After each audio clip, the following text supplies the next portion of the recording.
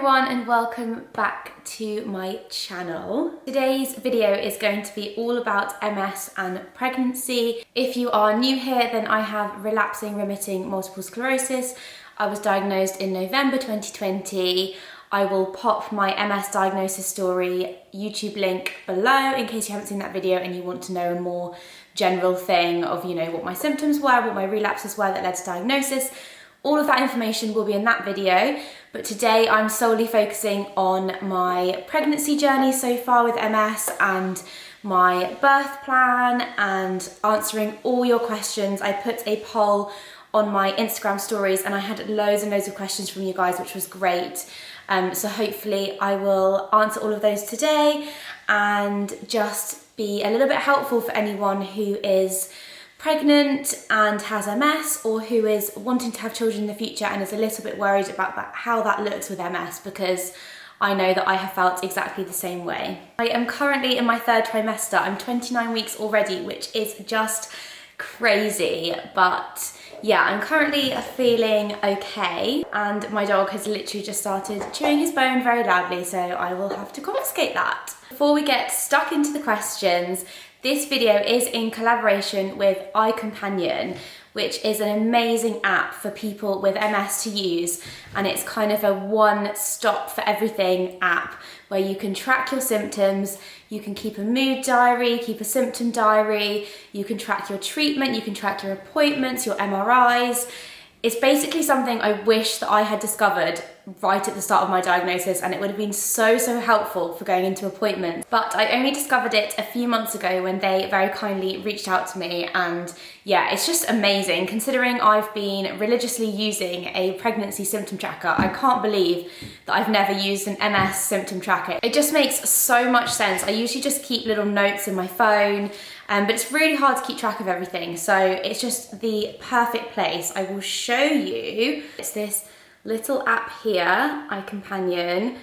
We click on, I've got a pin code, and then it comes up with this little homepage where you can basically log how you're feeling and track any symptoms. So it has, I love that it covers like mental and physical symptoms, so you can kind of log everything in one place.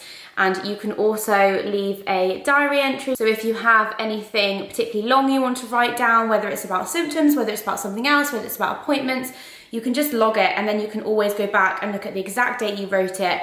And it just makes so much sense, because if you wake up one day and your vision's slightly off, or you've got tingling, which is one of my main symptoms, it's kind of like pins and needle tingling sensation, then you can just log it straight away. And then at your next appointment, when your MS team ask how you've been, sometimes you're like, oh yeah, I think I've been all right, but you can't really remember the specifics. So it's nice to be able to go back and say, you know, overall good, but I did have this, this and this. It was around this time, and you can kind of work out maybe if it coincided with something. So I am loving finally tracking things now that I have a designated space for it. This is what the symptom tracker looks like. So you can see that it's got loads of different categories. Sorry, you can probably see my ring light. And you basically can mark from 0 upwards, depending on the severity of the symptom. You put 0 if nothing at all, which is obviously great. And then you can keep a little record of everything, and there's a graph that kind of shows you your symptoms over time, and it's just brilliant. Like, I don't know what I did before this, because it keeps everything really organized in one place. The other thing I love is that it has a little step count here, so it is compatible with your like health app on your phone, which is amazing, and it's totally free. It's available on Android and on iOS, so everyone can hopefully download it. I really recommend, whether you're newly diagnosed or like me, been diagnosed for a while, it's just perfect for symptom tracking. It also has a treatment section, MRI section, a little knowledge center, and so much more. It's constantly evolving, but it's amazing because you can track your treatment. And in pregnancy, my treatment has changed from every 4 weeks to every 6 weeks. So it's quite nice to just note down the dates that I've had it, so that I'm keeping that all organized. And the whole idea behind icompanion is that it is trying to help people get onto their optimal DMT as soon as possible. So by tracking symptoms and treatment and how things are going, it means that if certain symptoms are flaring or things aren't quite going well, then you've got that all tracked contract so you can work alongside your MS team to find a more suitable DMT for you. DMT is disease modifying therapy, by the way. And yeah, I've been asked the question, one of the questions I got quite a lot was how have my symptoms been during pregnancy? So that's why this app is particularly relevant, because I have been tracking and I'm on a really, really effective treatment called Tysabri, which I think is amazing. So pre-pregnancy, my symptoms weren't severe anyway, since I've recovered from my really bad relapses in 2020. So I feel very fortunate that my MS feels largely under control thanks to my treatment. But in pregnancy, I really haven't had any flare-ups at all. And that is quite common that women don't experience as many MS symptoms during pregnancy as a whole. So that is amazing. I've just had a little bit of tingling, like I said, which I have tracked on here. So I've got a good record of it if I need to refer back to it. And yeah, just absolutely loving it. I will pop a link below. I just think it's a really helpful free app to have on your phone if you do have MS. So please check it out and let me know if you give it a go, or if you already have it, maybe I am late to the party. So I think that answered the kind of first question, which was about MS symptoms during pregnancy, and let's crack on with the rest. So I've kind of answered this, but what DMT are you on, and did you change your treatment in preparation for pregnancy? So I'm on Tysabri or natalizumab, like I just said, and it's going really well for me. I've been on it since March 2021, so I started it a few months after my diagnosis, and I am still on it now. It is a pregnancy safe treatment option in the UK. I must put a little disclaimer in that everything I talk about in this video is my own personal experience. I'm not a medical professional. Please always seek medical advice or help if you have any questions. This is just my experience as somebody living with MS. And I'm also living in the UK. So we have the amazing NHS here, so things may be different if you're in a different country. I should have done that disclaimer at the start, but it's there now. So the did you change your treatment in preparation for pregnancy part? No, I didn't, because I chose Tysabri specifically because I was at that kind of family planning stage of life where I knew that in the next sort of few years, me and my husband wanted to try for a baby. So that is why I started it, because it's a highly effective treatment, which I did need at the time as my MS was very active. Yeah, I didn't want to be chopping and changing treatments. So though it's quite a lot of hospital time, because it starts off as a 4-weekly infusion it was before, I now get it as injection form. It just felt like the right one for me, so I'm really glad that I haven't had to chop and change, and I've had a really, really great experience on it. And during pregnancy, I think it can vary across the UK, but I now have it every 6 weeks, and I have to stop it at 33 weeks pregnant. And then the next question is, how soon after baby do you start treatment again? So I don't feel like I have a solid answer for this one, because I think it really depends and will be down to what your MS nurses and your consultant thinks. But for me, I'm planning on breastfeeding, and Tysabri is still breastfeeding safe. So that doesn't come into play, which is really, really good. So I think basically immediately after, I get the impression that you call them up once you've had the baby and they will book you in for your next treatment, I guess, weighing up how long you've been off it and also when's convenient for you. I think basically straight away is the short answer. Okay, the next question is, did you consider not having children because of MS? No, I didn't consider not having children. I always knew I wanted children. Obviously, as soon as you're diagnosed and don't know much about MS, you do panic and think, oh my gosh, am I not gonna be able to have children? Are my children gonna have MS? All those worries. So those worries and fears are totally, totally normal. I know there were a few questions about that from people recently diagnosed, so I totally empathise first of all. But it is safe for people with MS to have children. I am thankfully not disabled by my MS physically, so I feel very able, and it's also not in any way a given that your children will have MS. It does not automatically get passed on. I actually did a really interesting interview with an MS specialist consultant over on Lived Health's YouTube channel. It might not be up yet, but I will link it below if it is, because she was amazing at answering all these kind of questions from a medical professional's point of view. She's obviously the expert. But essentially, it's still more likely that your children won't get or have MS than they will. So that side of it shouldn't really come into your decision or stop you having a family if that's what you want. Definitely shouldn't let MS get in the way of that. But I do also totally understand the feeling of wanting to be obviously in a healthy position yourself to have children. That's a different consideration and leads me on to the next question, which is, did you delay trying to conceive because of your diagnosis? I am newly diagnosed and unsure. And this is a yes.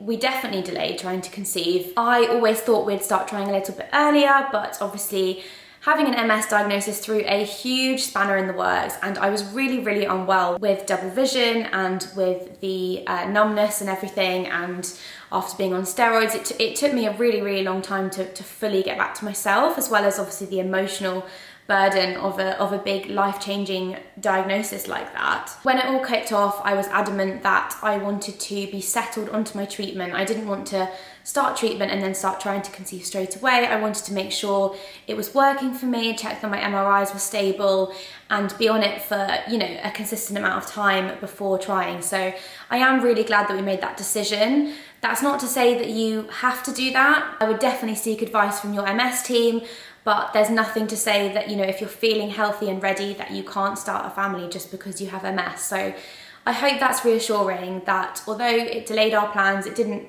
stop us from knowing that it was the right thing for us, and you can have a very healthy, normal pregnancy with MS, even though you might have extra checks and be more high risk because of your treatment and things. You can absolutely have children and a pregnancy like anyone else, so I definitely wouldn't worry about that. The next question is, how does MS affect your pregnancy, and what about having MS makes your pregnancy high risk? So those are actually really good questions, and I think it mainly comes down to your treatment.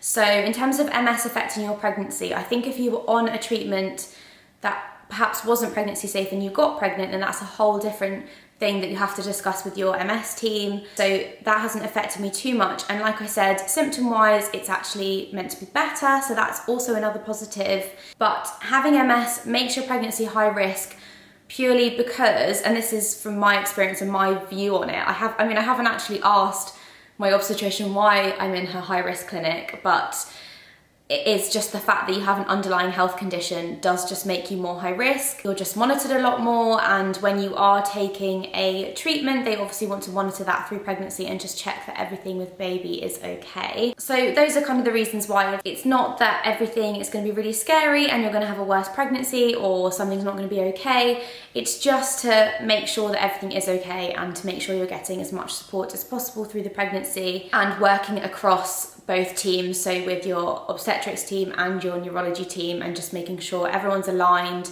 on treatment and birth plan and things like that. So the next one, which I've had loads of questions on, is how will MS affect your birth? Are they pushing for a cesarean, natural, certain drugs, etc.? So the short answer, from the way I understand it, is having MS shouldn't affect your birth if you are physically able.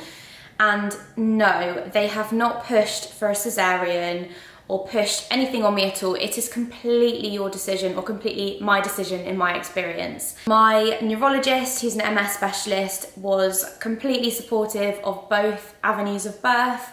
I discussed both with him and I explained kind of my view on each one and things that I was worried about, and he was really, really supportive and said, you know, either is completely fine, basically. It's really your decision. So it's all just kind of about weighing everything up. And I know that this person's mentioned certain drugs. As far as I understand it, any epidurals or drugs or anything like that do not affect anything to do with your MS symptoms or have any kind of knock-on effect on your relapses. Then leading on from that is, do you plan to try vaginal birth?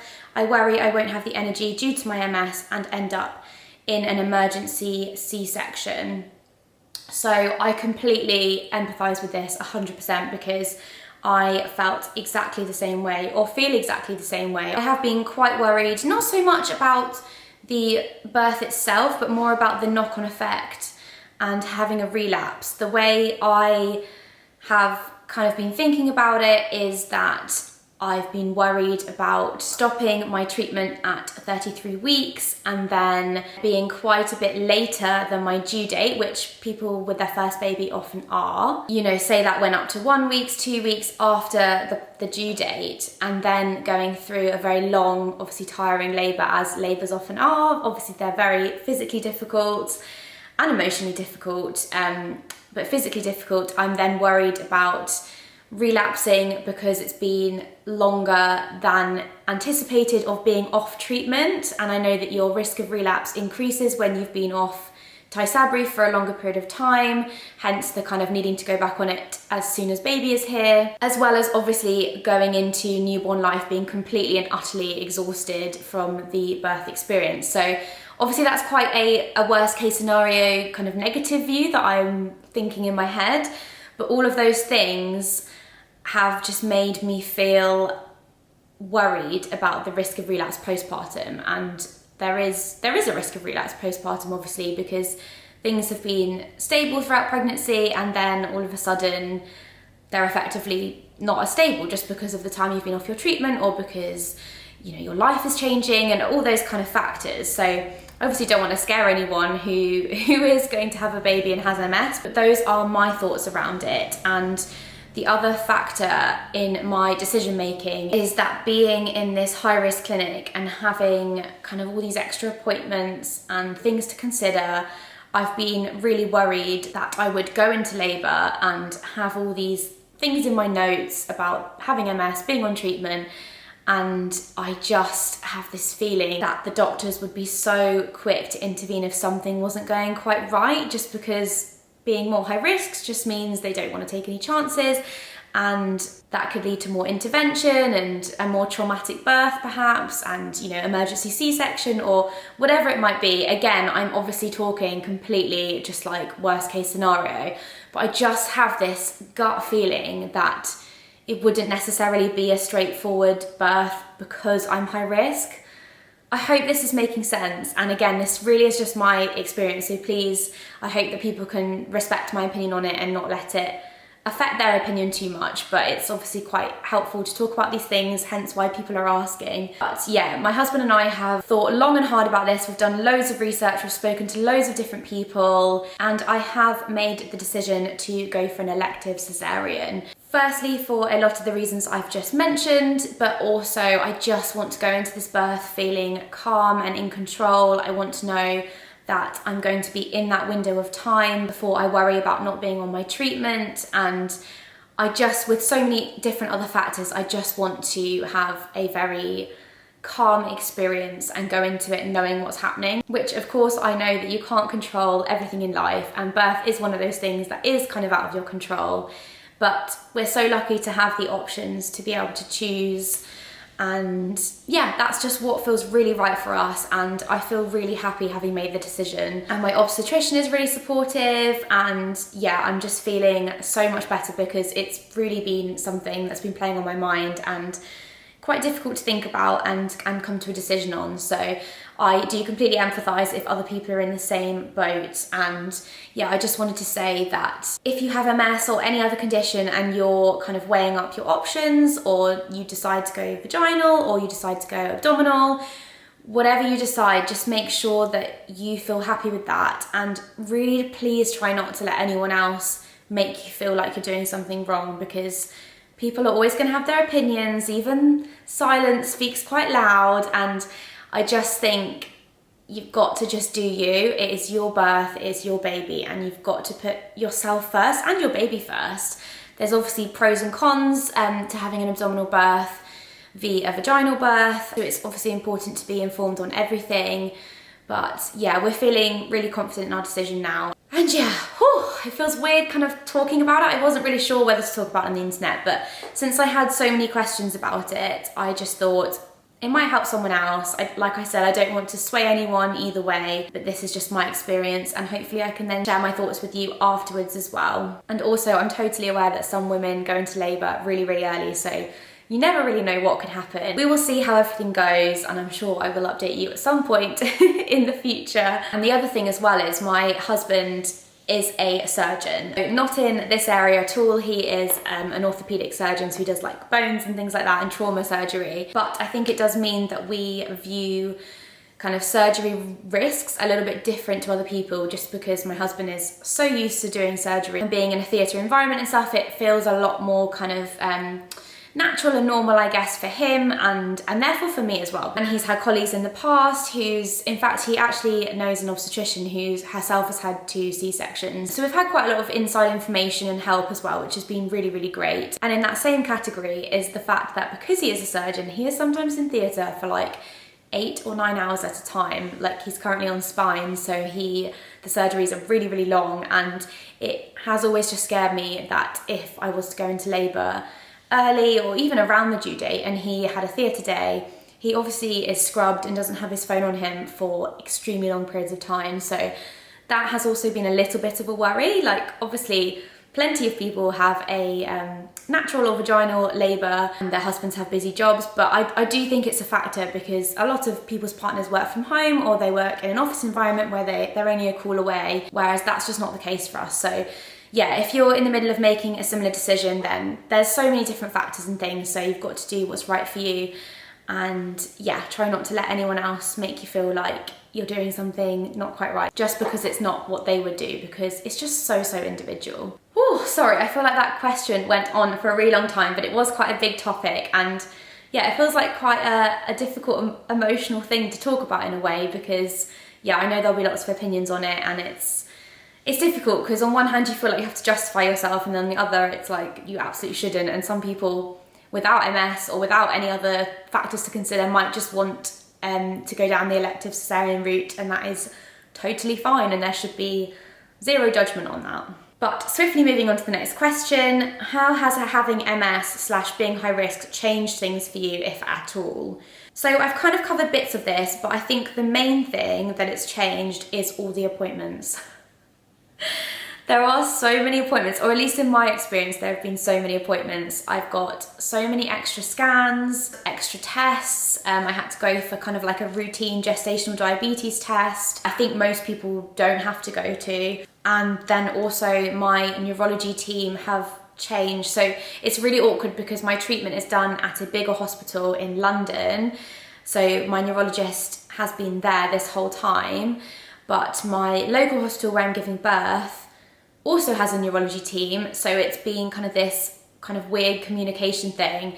And long story short, I continue my treatment at the bigger hospital because they don't offer it at the smaller one, but now I've been referred from my current neurologist to a neurologist at my local hospital just so it syncs better with the maternity ward and for me to be able to pop over there for any future appointments. So there's been extra neurology appointments as well. I've got one next week to meet my new neurologist, and yeah, it just feels like every time I'm an appointment down, there's then another one.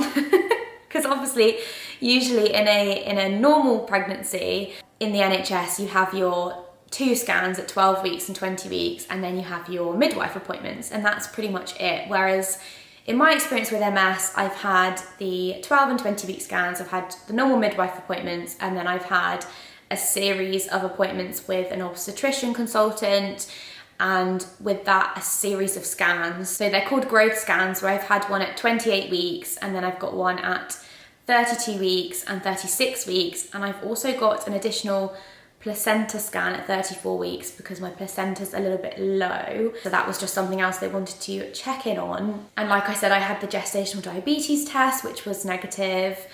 And yeah, just every time I have a growth scan, I also have a follow-up appointment with the obstetrician. So yeah, that's the main thing that's changed, is the amount of appointments, which at first I found really stressful, really overwhelming. It made me feel really crap because I was just like, why do I have to have this? It made me feel really frustrated and so time consuming getting over to the hospital. You know what hospitals are like with parking, waiting for the appointment, they always overrun. It takes out a whole morning if you've got a morning appointment. So it's been a bit much, but I'm also looking at the positives, and it's obviously amazing having the reassurance of extra scans and more people checking baby's heartbeat and checking bloods and things like that. So yeah, the main changes I've had have just been more discussions with both my neurologist and my obstetrician, and having to think a little bit more carefully about the birth and the postpartum period and matching that up with treatment as well. So if you're going through it, I totally understand how overwhelming it can feel, and it's hard when there's so many other things to consider, especially when it comes to treatment. So just really do be kind to yourself. I think you've got to give yourself the benefit of the doubt that pregnancy is hard enough as it is, let alone when you've also got all these other things going on and all these appointments to keep track of. So yeah, that is how things have changed. But other than that, physically, I don't think it has affected it at all. Obviously, I've had a bunch of pregnancy symptoms.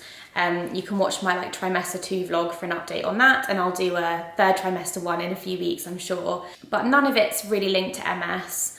So yeah, I've been quite lucky in that respect.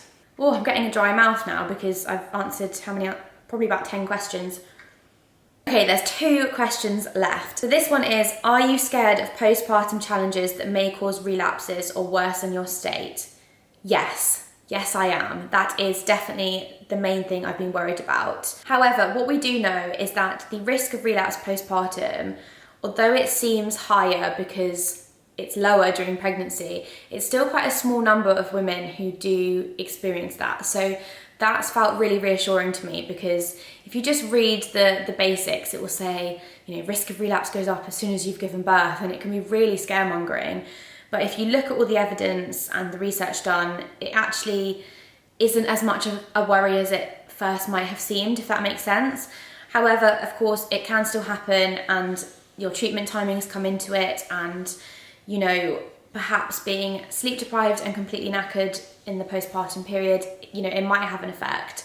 So there is extra things to consider. So yeah, I am scared about it, although I would say that I'm less scared than I was right at the start, having spoken to various consultants about it and being reassured. And also my husband has been really supportive, and he's able to take a little bit more time off after the birth, obviously to help me with my recovery and to help with baby and things. So yeah, I'm scared, but I also feel like I've reached the point now where I'm just really, really excited. Okay, the final question is, have there been any positives about having MS while you've been pregnant? And I wanted to finish with this one just because we love a bit of positivity. And I thought it was a really nice question. When I saw it earlier, my first thought was, no, why would there be a positive? But then when I really thought about it, I thought that the seeing baby extra amounts of times because of the extra scans is a huge positive. So I guess that's something to be thankful for, that not everyone gets. So although there's extra things to consider and worry about, on the whole, it hasn't affected my pregnancy really symptom-wise. And I've also got to see my baby more in scans and things. So that has been really, really lovely. I can feel her move right now as well. She's probably sticking I think this is her shoulder. I literally can feel her move so much now, it's crazy. I haven't done a little bump update on camera. Here she is, 29 weeks. I'm wearing maternity jeans for the first time. They literally come up to here. How mad is that? Anyway, I think I'm going to finish the video here. I hope that that's been helpful. I think I've answered most of your questions. You can follow my journey a little bit more over on Instagram. It's just at Lottie Rainbow, but I'll also pop a link below. I'll also pop a link to icompanion below, that both their Instagram and the link to download the app. A big thank you to them for partnering with me on this video. I really hope that downloading it helps you keep track of everything MS-wise, because it's so stressful having a chronic illness, and anything to make that a little bit easier is just worth having. Please don't forget to give this video a thumbs up. If you liked it, hit the subscribe button for lots more content. I'll have more pregnancy related videos coming, as well as other content as well. We're going on our baby moon soon, so that will be a really lovely vlog hopefully. And also, please do feel free to either message me on Instagram or comment below if you have any experiences that you want to share with MS and pregnancy, or postpartum experience in pregnancy. Hopefully only positive stories, just so we keep it positive. But yes, I hope my thoughts in this video have helped you feel less alone, and sending everyone lots of love. And I will see you in the next one. Bye.